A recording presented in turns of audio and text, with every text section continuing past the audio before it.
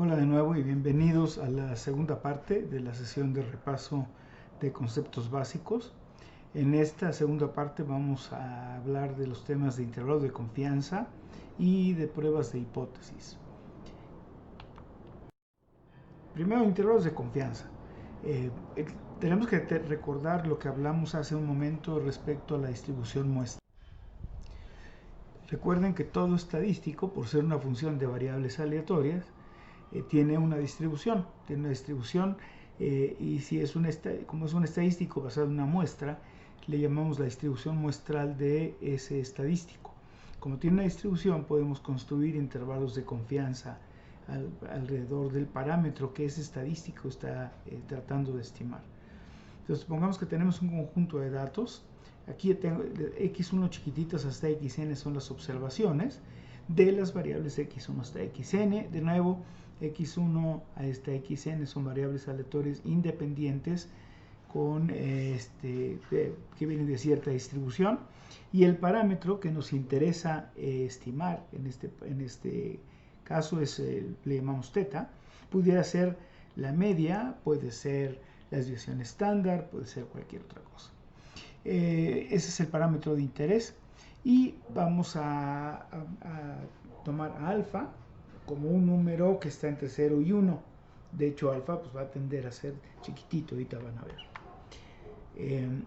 Si existen estadísticos muestrales L y U, L for lower y U for upper, de tal manera que la probabilidad de que el parámetro está entre L y U, el subíndice n nada más denota, lo utilizamos para denotar que vienen L y U están calculados en base a una muestra de tamaño n.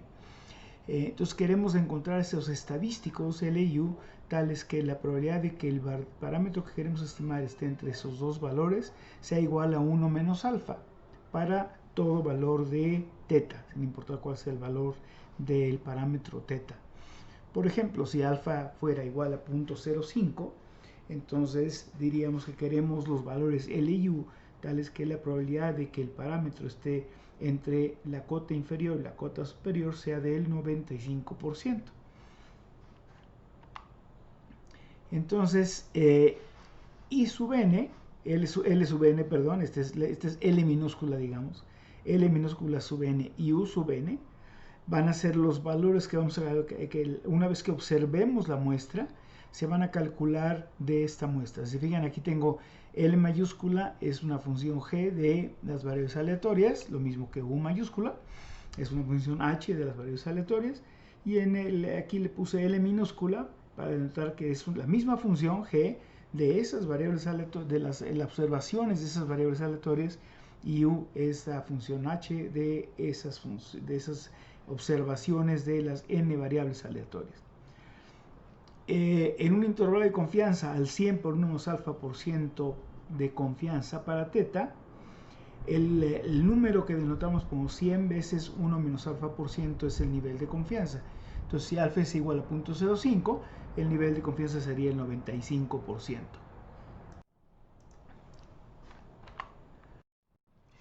Vamos a ver el caso particular en que queremos estimar la media de una distribución normal con media μ, que no conocemos, y desviación estándar sigma, varianza sigma cuadrada, el caso donde la varianza es desconocida, que es el caso más común, en que no conocemos la varianza.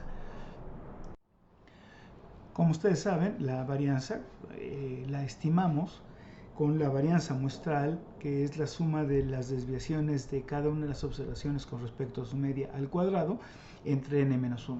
Y como recordarán, dividimos entre n-1 de tal manera que el estimador de la varianza sea insesgado. Por eso dividimos entre n-1. Ahora, cuando sigma no es conocida, si las x que estamos observando, las variables aleatorias de las que tratamos, vienen de la distribución normal con media μ y desviación estándar sigma, entonces x barra menos la media entre el estimador de la desviación estándar, el estimador muestral de la desviación estándar, sobre raíz de n, tiene una distribución que es aproximadamente una t con n-1 grados de libertad. De aquí podemos, si queremos construir un intervalo de confianza para μ, podemos desarrollar esta expresión. Lo que queremos es valores L y U, tales que la probabilidad de que el estadístico esté entre esos dos valores sea 1 menos alfa, para obtener un intervalo de 100 veces 1 menos alfa por ciento. Es decir, queremos que encontrar los valores C sub L y C sub U, tales que la probabilidad de que x barra menos μ entre S sobre raíz de n, que es esta misma estadístico que tenemos acá, estén entre esos dos valores sea 1 menos alfa. Por la simetría, esto tiene una distribución t, por la simetría de la distribución t alrededor de 0, sabemos que estos numeritos van a ser, este numerito va a ser el negativo de este número, el numerito de aquí C sub u. Entonces, desarrollando más la expresión, queremos que la probabilidad de que μ esté entre estos dos valores sea igual a 1 menos alfa. En otras palabras, queremos que la probabilidad de que μ esté entre x barra menos, esto que estamos denotando como t sub n menos 1 alfa entre 2, va a ser el percentil de la distribución t, tal que el área a la izquierda de este numerito va a ser alfa entre 2, el área a la derecha de este numerito de acá va a ser alfa entre 2, multiplicados por S entre raíz de n. Aquí conservo las mayúsculas, por eso puedo hablar de una probabilidad. Aquí todavía no observo la muestra. En general, si tenemos una muestra aleatoria de alguna distribución normal con media μ y desviación estándar sigma, un intervalo de 100 por 1 menos alfa por ciento de confianza va a estar dado por esto. X barra más o menos el percentil de la distribución t por el error estándar. S entre raíz de n es, como ustedes recordarán, el error estándar de S, del estimador de sigma, ¿sí? Ese es el error estándar que viene de la distribución muestral. O sea, hacemos la distinción, esto le llamamos error estándar en lugar de la desviación estándar, porque se refiere a la distribución muestral. En otras palabras, este numerito t n-1 alfa entre 2 va a ser el valor tal de una distribución t con n-1 grados de libertad, tal que el área a la derecha de este número es alfa entre 2 y el área a la izquierda menos este número va a ser alfa entre 2. Por consiguiente, el área entre estos dos números es 1 menos alfa, que sería, por ejemplo, si alfa es 0.05, pues 1 menos alfa sería 0.95. Ese sería el intervalo de confianza. En general, esta forma, recuérdenla siempre, porque es una forma muy común para los intervalos de confianza. X, el estimador muestral, más o menos el percentil de la distribución muestral correspondiente por el error estándar. Ahora, fíjense bien el concepto de intervalo de confianza. Una vez que tomé la muestra, ya no puedo hablar de que la probabilidad de que el parámetro esté, por ejemplo, entre 25 y 30 es el 95%. Ya no tengo variables aleatorias ahí, entonces no puedo hablar de esa probabilidad.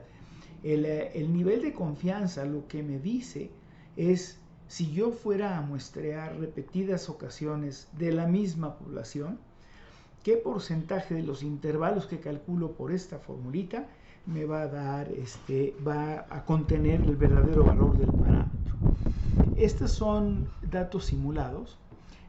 Simulamos aquí 100 intervalos de confianza al 90% de una distribución normal con media 0 y desviación estándar 1.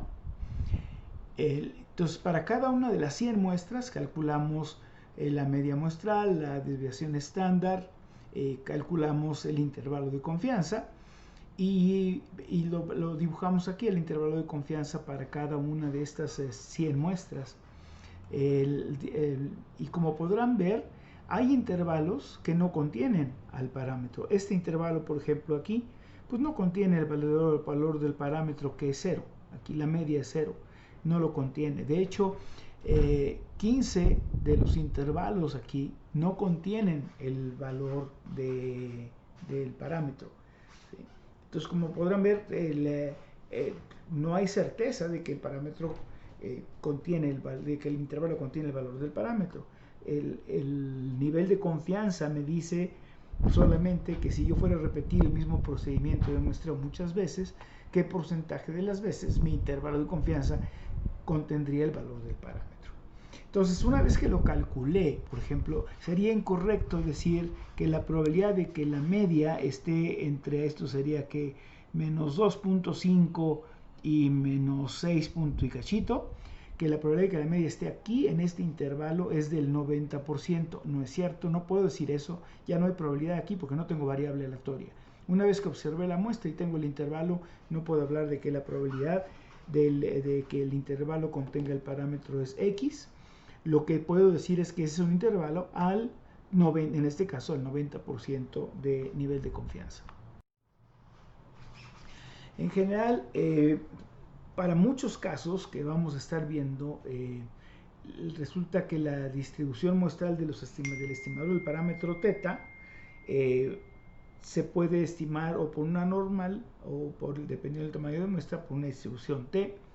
Pero en general, si θ es el parámetro que queremos estimar, vamos a hablar del caso en general de la distribución t, que como ya sabemos, mientras el número de grados de libertad se incremente, pues se parece cada vez más y más a una distribución normal.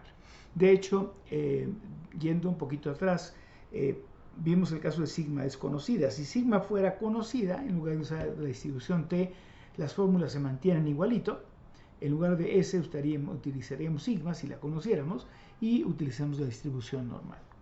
Entonces, en muchos casos de los que vemos, la distribución muestral de θ, que le llamamos del estimador de θ sombrerito, se puede aproximar por una distribución t y un intervalo de confianza, 100 por 1 alfa por ciento para θ, está dado por esto.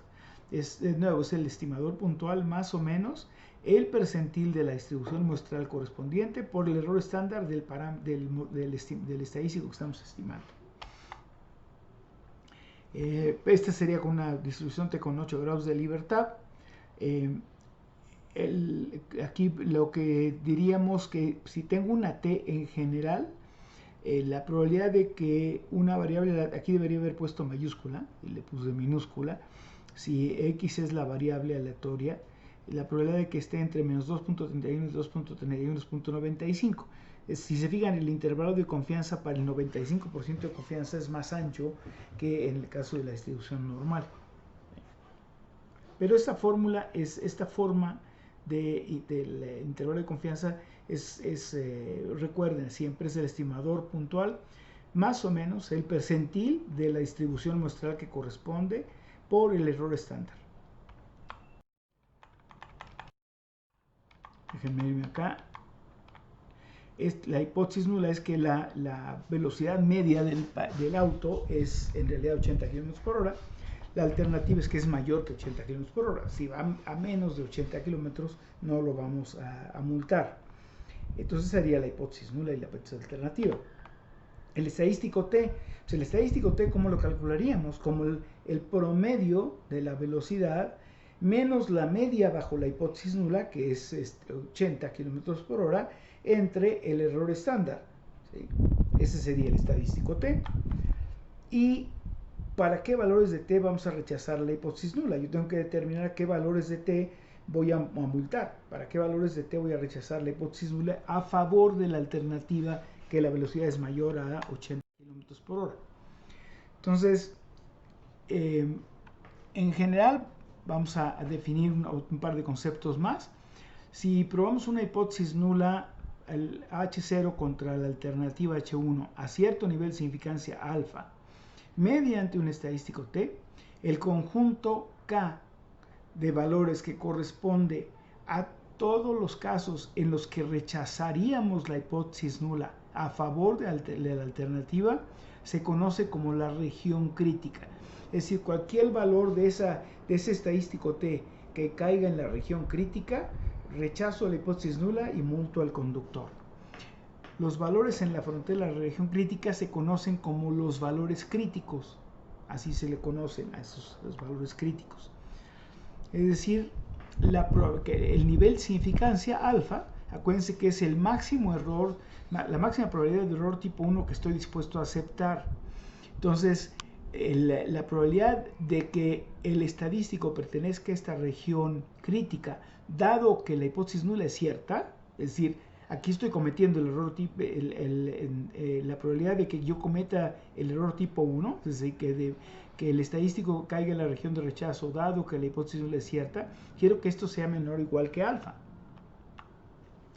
Entonces, por ejemplo, en este caso, la media, aquí μ0 sería 80, la alternativa es que μ es mayor que 80, y si denotamos por C sub alfa el valor crítico al nivel de significancia alfa, quiere decir que el C sub alfa sería el valor tal que cuando el estadístico T tome valores mayores que C sub alfa, mayores en esta dirección.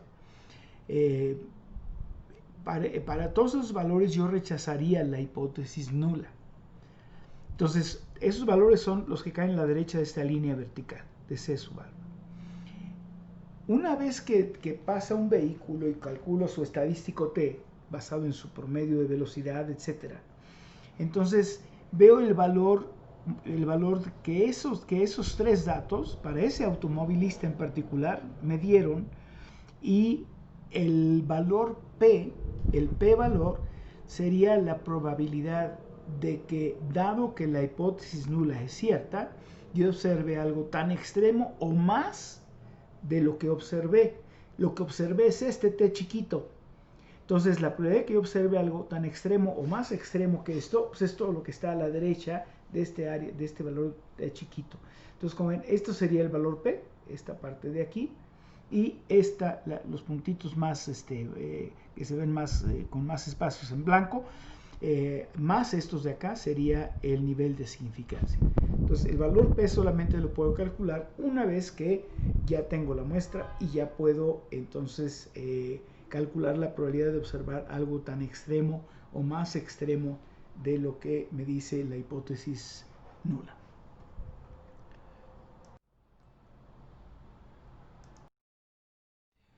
En este ejemplo que estamos platicando de la medición de velocidad, recordemos aquí que sabemos ya que el error de medición del dispositivo utilizado tiene una desviación estándar de 2 km por hora. Entonces, si estamos dispuestos a sancionar el 5% de los conductores que en realidad van a velocidad reglamentaria, es decir, van a los 80 km por hora, con nivel de significancia del 5%, ¿cuál sería el valor crítico y cuál es la región de rechazo? Bueno, para calcular el valor crítico que habíamos denotado por C sub alfa, como la hipótesis alternativa es que el promedio es mayor que 80, la velocidad real es mayor que 80, entonces queremos la probabilidad bajo la hipótesis nula, o sea, asumiendo que la hipótesis nula es cierta, de que el estadístico T, que sería la media de las tres observaciones, menos 80, entre 2 sobre raíz de 3, sea mayor o igual que C sub alfa.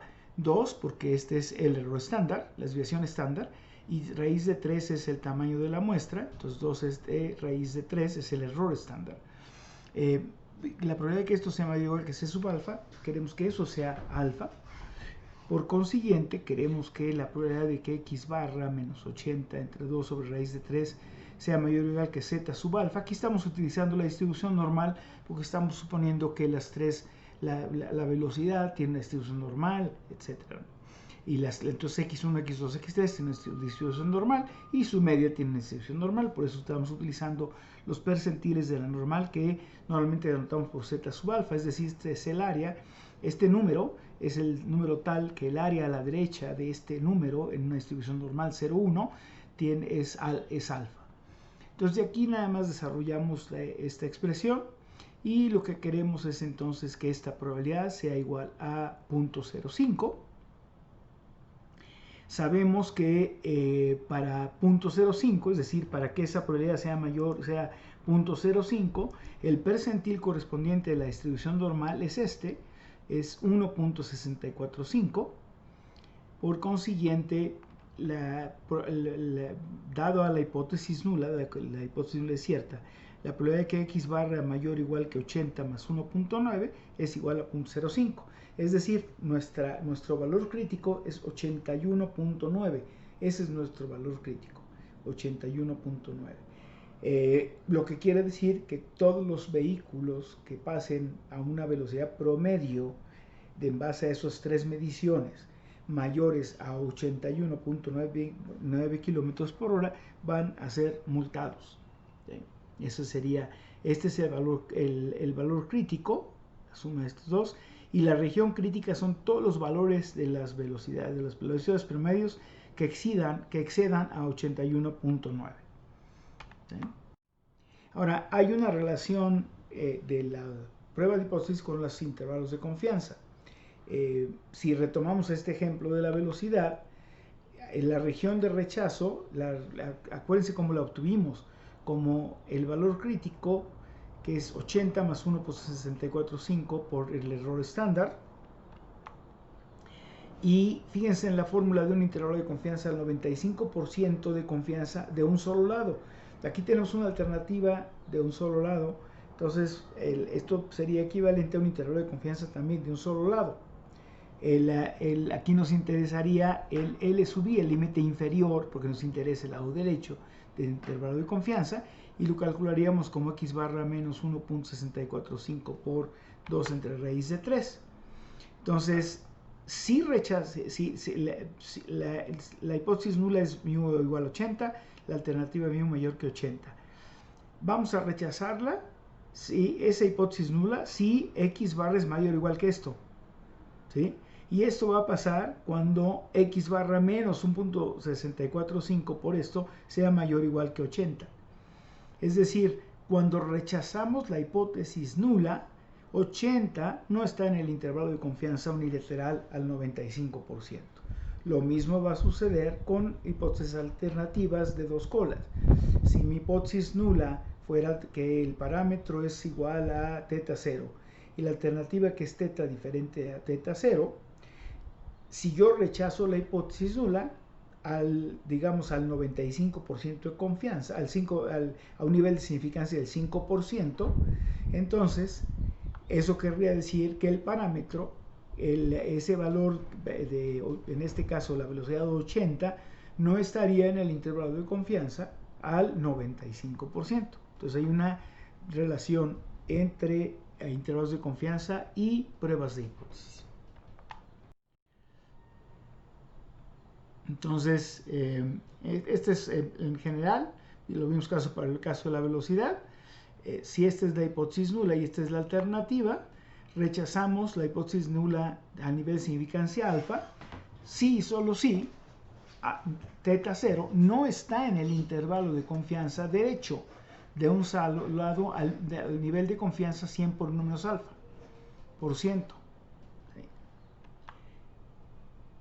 La misma relación existe para probar la hipótesis nula de que teta es igual a teta 0 contra la alternativa de que teta menor que teta 0, sería el mismo tipo de relación. Si no está en el intervalo de confianza de un solo lado, rechazaríamos la hipótesis nula.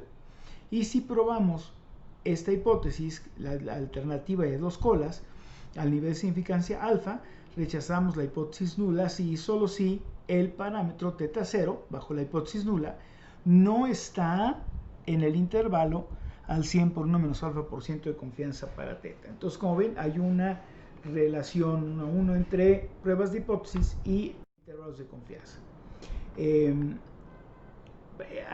las notas ustedes van a encontrar otro ejemplo de la prueba T. Lo salto en este video y vamos a directamente nada más a recordar un par de cosas que quiero que se aseguren que recuerdan. Vamos a estar utilizando algo de álgebra matricial, entonces tienen que recordar el concepto de matriz, el concepto de vector, el concepto de la transpuesta de una matriz, el concepto de simetría, que es una matriz simétrica, de ortogonalidad entre matrices, de la inversa de una matriz, de la matriz identidad, que es un determinante, y cuáles son los eigenvalores o valores propios o valores característicos y sus respectivos eigenvectores o eigenvalores propios o eigenvectores característicos. Entonces, asegúrense que recuerdan los conceptos. Esto lo vieron ya en semestres previos, pero sí quiero asegurarme que recuerdan estos conceptos porque los utilizaremos en el curso. Bueno, este es el fin del repaso. De nuevo, si tienen muchas dudas sobre alguno de los temas, es importante que revisen sus textos anteriores, las notas de sus cursos anteriores para que les quede claro. De todas maneras, en la clase resolveremos dudas, contestaremos preguntas que haya al respecto y haremos un pequeño cuestionario para ver si entendieron bien este material y lo leyeron. Gracias, hasta luego.